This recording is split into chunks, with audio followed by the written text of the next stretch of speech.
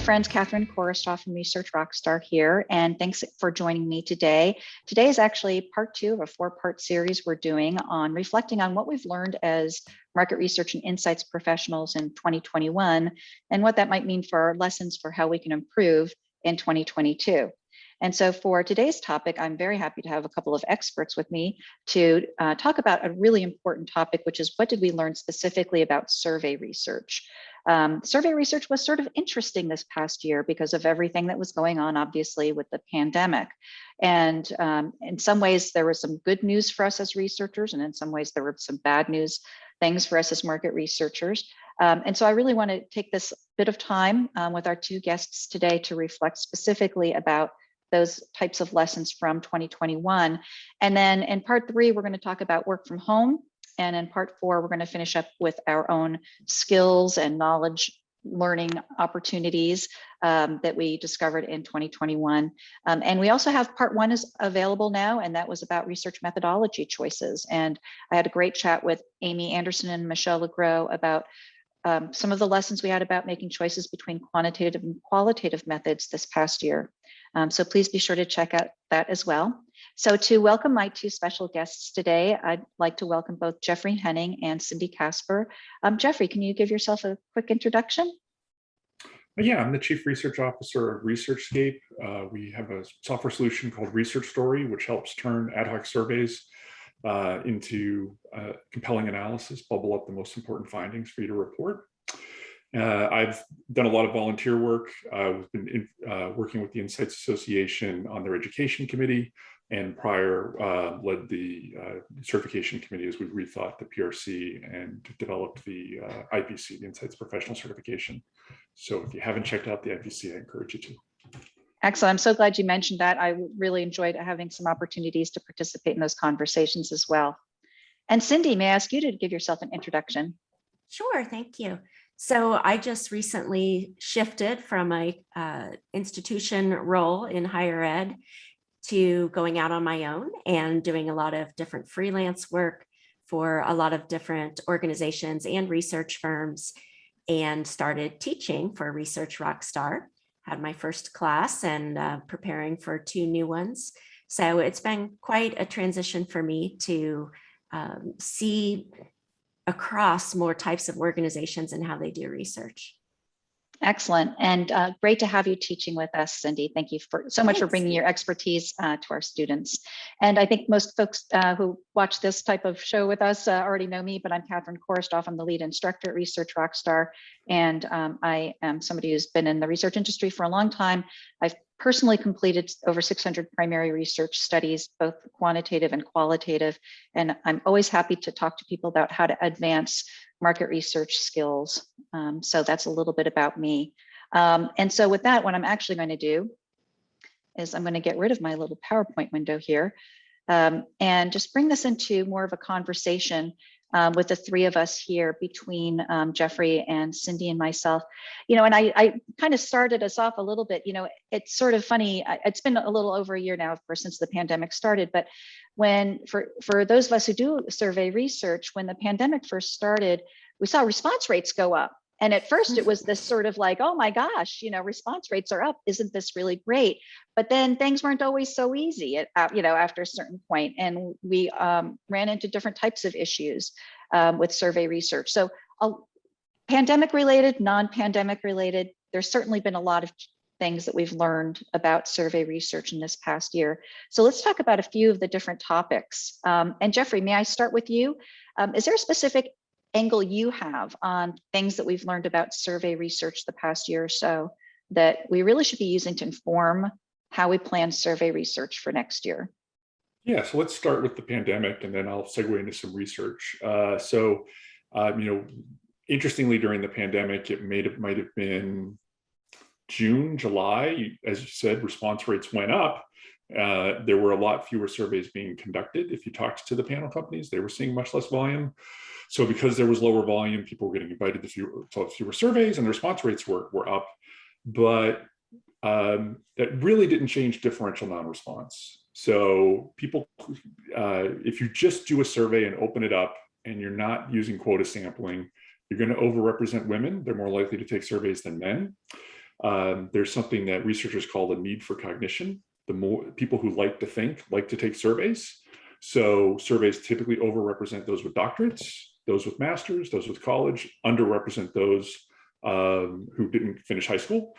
And so those patterns still persisted and still had to be corrected for, even though that maybe they weren't as bad as they were before. And so quota sampling is important to try to line those up better to the target market. When I was trained, it was originally you'd have a number of cells, and the way most of the panel companies have shifted is now it's, I don't know what the technical name for it is. I call it rim quotas, where you kind of set it up on the outside. So I want this many from each age. I want this many from males versus females. I want this many from each education group. I want this many from each census division. And I want those to total, and how they work out in the middle, the exact cells aren't as important. I don't have all that detail for that. And so a lot of the tools support that. And I've seen them, make some progress in the last year and a half, making it easier to do those types of quotas. So I do want to cheat a little, because you said, things that were new this year, and there was some important research last year, but it came out in February and quickly got lost, and I don't think got the attention that it deserved. Had it been a normal year, I think it would have been the focus of conference topics and so forth. And that was from Pew. It was called Assessing the Risk to Online Polls from Bogus Respondents. And so they did a huge study, as only Pew could do. I think it was 60,000 or so respondents. They used panel marketplaces. They used a panel. They used what we assume is Mechanical Turk. They just say it was a crowdsourced platform. They used their own address-based sample. If you don't know, the way they do online research is they take a mailing list from the US of all the addresses, and then take a random sample of that and invite people to join their panel. And if you don't have a computer access, they give you a tablet, and they'll give you online access. So that's for their American Trends panel, right? That's their American Trends big panel. Yeah, okay. So they took it from a phone panel from random phone work to that online panel. So they also compared that. And so one of the things that they did was field a pretty standard questionnaire. It was on political, and then they applied kind of the techniques that most market researchers apply, which is checking for speeding, checking that people are paying attention. And they found that those checks, which I think a lot of folks still use today, were not really sufficient. So so the trap question was something like, it's important that you pay attention as you're taking this survey. To indicate that you're paying attention right now, please check silver from this list. That kind of trap question.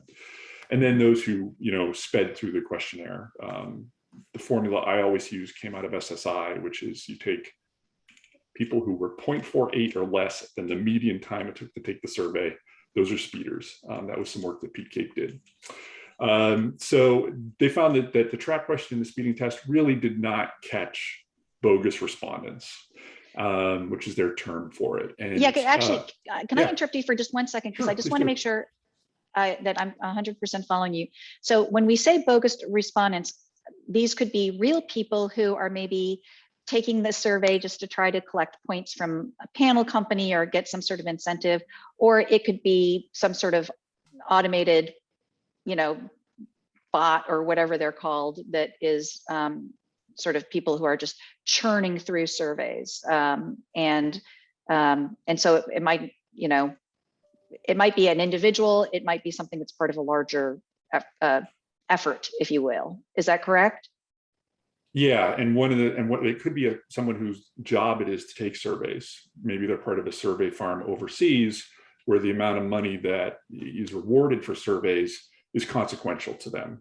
Typically the amounts paid to in the US, are not consequential to most folks. They're, electronic rewards, frequent shopper miles, frequent flyer miles, a few dollars. It's typically not material in the US, but it is material elsewhere. And so there's also those folks who, are not native English speakers, who are doing it because they were hired by a local company to do it.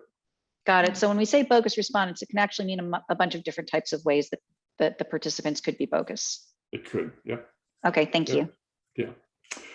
And so when they did their analysis, they found that there were a bunch of people who took the survey multiple times, which is certainly, the panel companies try to control for that, but that's a problem.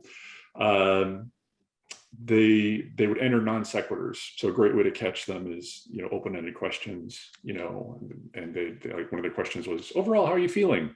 And that got things like, this is a great product, and copy and paste from different texts. Or the big thing that you'll see now is people just clicking whatever's suggested by their smartphone. So you'll get these probabilistic conversational text. They call them conversational text. So it's basically kind of the random noise that you get if you just hit the next word on your phone. So they found that was a problem. Self-reports that living outside the US, IP addresses that were outside the US, those were big problems as well. And so as a result of that research, we started being more, so we'd used IP address for the US or for whatever countries we were surveying in. We became more explicit about asking, what country are you in? And in fact, we now ask, what country are you in? And we don't give them a drop-down list. We ask, what country are you in? And it's a text box. And so we found that, and then basically the first time we fielded it, we didn't throw out people. And we basically developed a long list of typos. My favorite is people who will put in a US flag emoji. So there's some of those. So yeah. So depending on how they're taking it. But so we have like 20 or 25 different things that we look for when they type into that. But it's shocking how many people put in their county. So they live in Plymouth County. And so when we first saw that, we changed it so it says country right before the text box. And there's still people, so it's actually an interesting attention check fail. There's people who put, they put their state or they put their county. And so I'm like, if you can't pay attention for the first question on my survey, probably don't want you to take my survey. So we've been using that to exclude them. And then also we like I said, we'd already been using IP address. And then we have, there's been other research around, priming people to be honest. And so we ask people, which of these following words do you most associate with honesty? Ask them to pick the right word, and that kind of primes them hopefully to be in the right point. So those are changes that we've made, and we continue to look at the paper. I don't like to have too many public conversations about data cleansing, but I always encourage anyone who's working through data cleansing to give me a call. And I have had a number of good calls with folks this year where we've talked through what we're seeing and what we're doing to try to address these issues. And so we're continuing to go back to that paper and make some other changes based on it. So I encourage you to check it out if you haven't. No, thank you so much for pointing us to that Pew research, and I'll add a link to their paper in the show notes as well. So I think that for me, I know a lot of researchers, we do tend to rely on the looking for speeders. It's such an easy way to say, okay, I can see that I've got speeders here. And so I know a lot of people do rely on that. And I think it's so important that you've pointed out that while looking for speeders is certainly one thing, that there's so many other things that need to be done or can be done on top of that to really make sure that you're cleaning out all those bad respondents. Yeah, I just want to add a wrinkle to that because a lot of people do use speeders. And one of the things I've seen is that they forget that there are multiple paths through their survey. So you have to do your speeding check for each path through the survey. Because if someone has been skipped a different section because they didn't use they used fewer brands or whatever, then they saw a different survey, and it's not, and you would actually be skewing your data if you just got rid of speeders. You'd be getting rid of the people with the lowest product incidence, for instance. So make sure when you do that you're double checking it against the paths. Excellent, I love that. And conversely too, if you do the worst case scenario, you could be cutting off other people. So so that's a really interesting point, or letting too many people in some cases.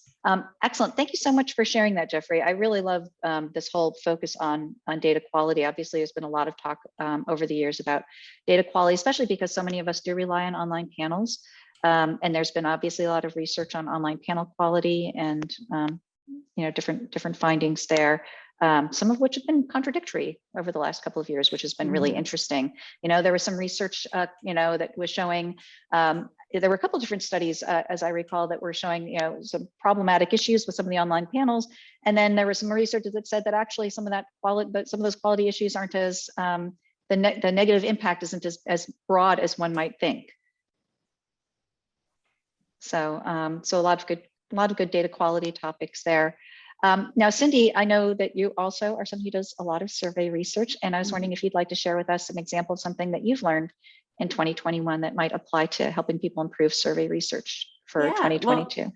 Well, first I wanted to comment that the Pew Research and the practices that Jeffrey was talking about is so encouraging, because I started my career on selling panel sample before there was internet, right? And so I know the pains that we went to comply with the standards and to really carefully manage sample. And since I've been working with more, mom and pops that are doing research and asking me to come in and lend a hand, and I don't have control over the vendor that was selected, or even going in and supporting organizations that are using big suppliers that should know better. I mean, I'm talking like the top consulting organizations and marketing research firms. I've been asked to help reconcile why the data doesn't make sense. And, I'm seeing that they're not setting quotas, and just handing over samples that are not at all representative, with like no embarrassment, no explanation. And only when I came back, through the client and said, like, why is this 75% female when it should be 50-50? They're like, oh, we didn't know you cared. And so, it's like, wow. I was starting to feel terrible about the industry. And so luckily there are both spectrums of it. People still, from what I'm hearing, are being diligent. And I'm not like that weird dinosaur researcher out there who still cares about sample quality. So I'm a real stickler about sample. And when I don't see that being a strong sentiment in the marketplace, and I see people more fixated on the bright, shiny object of what we can do with the data afterward. Like, well, wait, how do you make sure that you've even built in data that's worth looking at through all these fancy tools? So it's really encouraging to hear that the industry is still staying focused on it. I haven't been able to go to conferences, to hear these conversations in a couple of years. So I feel encouraged. Good. I'm glad you feel encouraged. I do want to interject one point here, which is that, I'm sure I'd love to hear from you folks what you find. I mean, I definitely talk to organizations where they often have unrealistically low budgets for sample. And of course, when you're doing serious survey research, that's the huge part of your budget is how much you're going to spend on sample, assuming that you don't have an in-house panel or other sources. It is a huge part. And I almost feel like sometimes I'm dealing with teams that they almost don't want to think too much about it because they know it's going to blow their budget out. And in fact, a few months ago, I had a call from somebody who I knew through the industry who was just looking for some help. They were doing a study that was going to be a little bit higher end than they normally got into. And when I started talking to them about what they needed the research to do and what their real objectives were, I recommended that they consider using some of the higher end panels. That's probably not the right word, but you guys know what I mean. The panels that are truly representative. Yeah. And they call it like knowledge panel, right? Is that what they still call it? Is that the one that from GFK, when Ipsos acquired the panel from GFK, I think it was called the knowledge panel. And these are really, really high end representative panels, and you do pay more for them, but there's a reason for that. And I know he ended up having a conversation with them, and the result was basically that the budget was not what he could do. But it's a hard thing when there's the ideal situation, what you're trying to do, but just an unrealistic budget for sample. Do you folks see that too, that the sample budget is just not what it needs to be in many cases?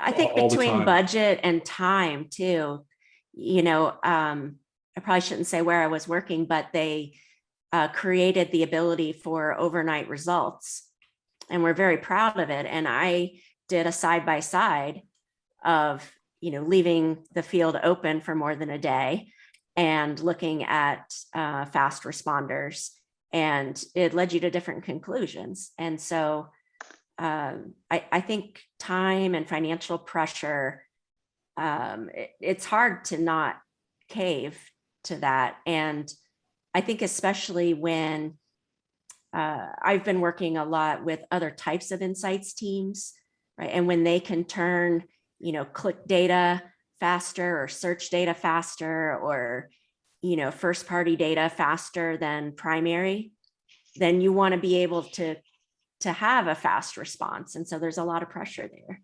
That's a really interesting point, because I know a lot of insights teams now that are working in more with first party data or third party data, which obviously is much faster availability. And so that's really interesting, your observation that there's pressure to do survey research faster because the other data sources are basically available continuously. Right.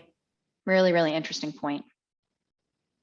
Jeffrey, have you done any work on, those fast completers? And so I did talk to it used to be that, and I go back to SSI, who, I think then they became eRewards and now they're part of Danita, but they published a lot as SSI that unfortunately is no longer available on their website of Danita.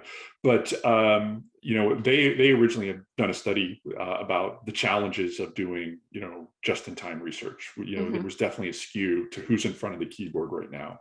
I mean, obviously, if you launched a survey, at 7 a.m. Eastern time, it's not a nationally representative sample of who's in front of who's in front.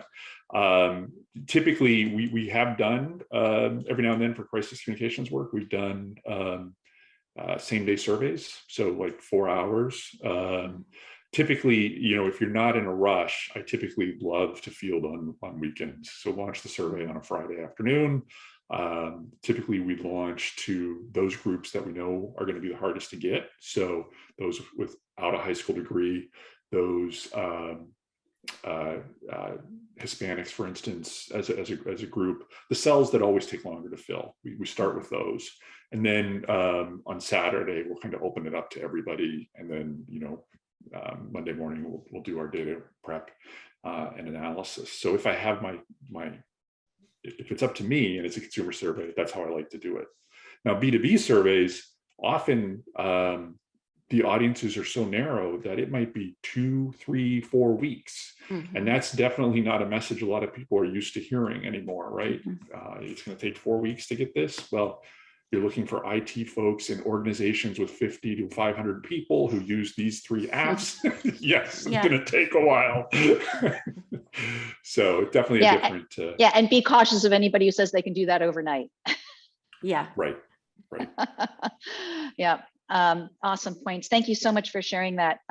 Thinking about making sure that our sample is representative, one of the topics that I've looked at several times over the years, of course, is multimode data collection as a way to make sure that we are collecting data in a way that is representative.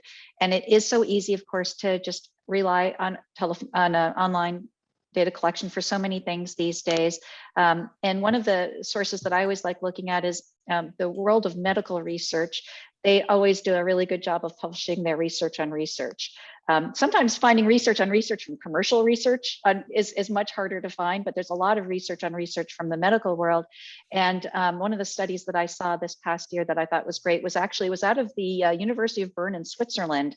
And you can see me glancing down at my notes here to make sure I cite this correctly. But a really wonderful paper based on research that they had done, quite significant research on multimode research. And in their case, what they looked at was when you're doing mixed mode research, collecting your data, telephone, online, and paper. Is it better to do that right from the beginning, or is it better to go sequential? Start with your lowest cost option and then add on as you need to fill those, to fill certain buckets in order to ensure representativeness. And they actually had really great results with the sequential approach. And really found that the starting and then adding phone and adding paper data collection did improve sample representativeness.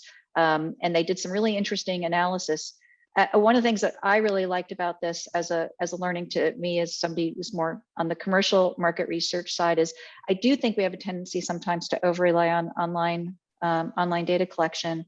And especially when I'm talking to folks who are doing really difficult studies, where you do have a very diverse population, there are some populations that can be hard to reach. kind of fishing where the fish are, right? Is something that has always appealed to me about multimode research. And so I like that they were able to actually show that it does actually help with the representativeness, and maybe that helps to allay or help people feel better about what the potential risks are. Because I know that when we do multimode research, sometimes people get concerned that there's going to be different, biases built in, because the way people answer questions by phone versus online versus paper can be different. And I know the topic of data harmonization is a big topic. There was a paper that was published, I think it was from the folks at Westat last year on the topic as well. So there can be things that you can look at to make sure that you can see, okay, across my different modes, did I see different skews that I'm going to need to account for? But sometimes there's not. It really does depend on your topic. And so I always want to encourage people, if you do think that collecting data in a multimode way might actually help you with representativeness, you don't necessarily have to assume that's going to create a nightmare for you. It may be worthwhile to do a test for the populations or the categories on which you normally do research. You may find that there's actually not a lot of variation by the different modes. So something to consider. And then another thing that I think has been interesting, and it's not something I've personally done, but using text messaging to aid in data collection. Everybody's got their phone. Everybody uses text messaging these days. And there were some interesting medical studies about effectiveness of text-based data collection. And in one study, they were doing a study that required hourly check-ins. So during waking hours, the participants had been recruited to check in, to respond to a task hourly. And they got over 90% of the people complied. They got people responded within 30 minutes of receiving a text message over 90% of the time. And I thought that was astounding. I don't think you'd get that on email. Yeah, that's amazing. Yeah, we did. So a lot of survey tools have started. I'm not quite sure if it was this year or last year, but they've started to supplement their email invitation tool with an SMS tool. And one of the tools that we use, Alchemer, Qualtrics, SurveyMonkey, depends on our clients. But Alchemer has added SMS. Alchemer used to be called Survey Gizmo. So they've added SMS invites. And so we had a survey. It was a client's house list. So customers and prospects, and the initial results definitely skewed a little older than their customer base, and so we were able to do an SMS supplement, and definitely notice the pattern. So 93% of boomers and older took the survey by email, only 7% took it by SMS. But for Zoomers, Generation Z, 23% of those who took it from the SMS invite. So there was definitely an age-related skew from having an email-only survey compared to doing the SMS invites. So check out your survey tool. They might already have that ability. You just never used it before. That is awesome. Just to be clear, it's just the invite that comes by text, and then they link into a mobile view of the online. Exactly. Okay. Yeah, you're not pushing each question. Right. It's not text. Okay. There are products that do that. This is just an invite to your survey, and a lot of the tools are very good about making sure that the survey looks good on the smartphone or a tablet. So if you have a grid, please don't. But if you have a grid, it breaks it into separate screens. There's other things that it does, and I do have grids sometimes. So, but confessions of the survey researchers, I do have grids sometimes. I do have grids sometimes. But a lot of the tools are much better about making sure that it's a great mobile experience. Great. Excellent.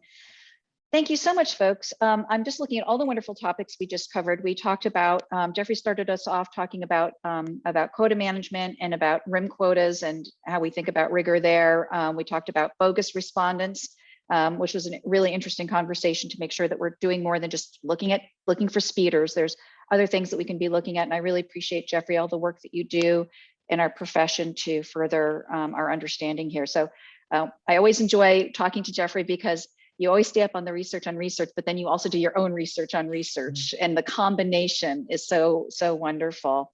And then Cindy, you got us more into sample quality and talking about the importance of being rigorous about sample quality, which is such a critical topic. You know, obviously garbage in, garbage out, right?